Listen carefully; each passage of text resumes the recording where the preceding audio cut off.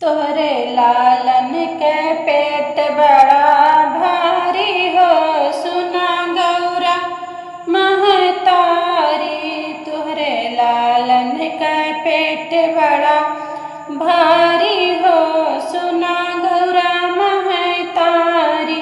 गौरा महतारी सुना गौरा महतारी।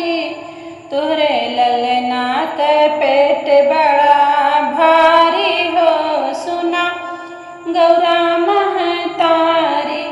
ना खाल खोआ ना खाल जलेबी, ना खाल खोआ ना खाल जलेबी। लडुआ का भोग लग भरे थाली हो सुना गौरा महतारी। तोहरे ललना का पेट बड़ा भारी हो सुना गौरा महतारी।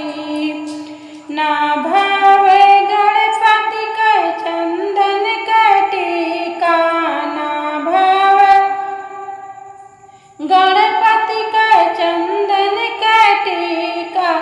लाल सिंदूर लगे मथवा हो सुना गौरा महतारी।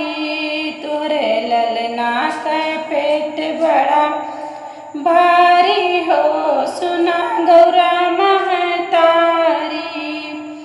ना भावे गणपति के हाथी या घोड़ा, ना भावे गणपति के हाथी या घोड़ा।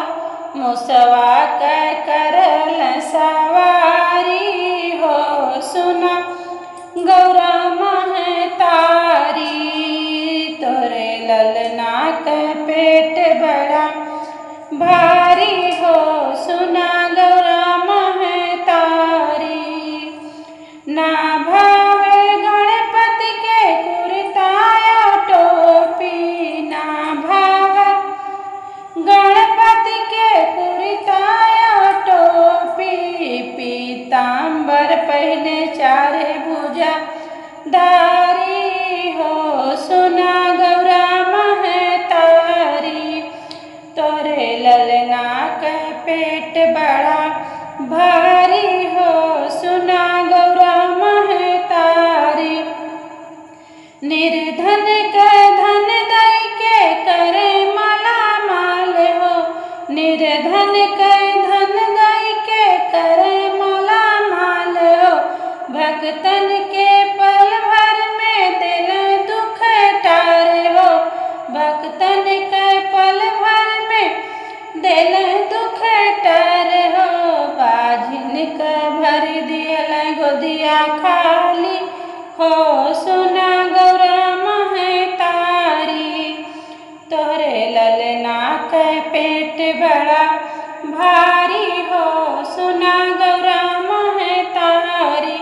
गौरा महतारी सुना गौरा महतारी।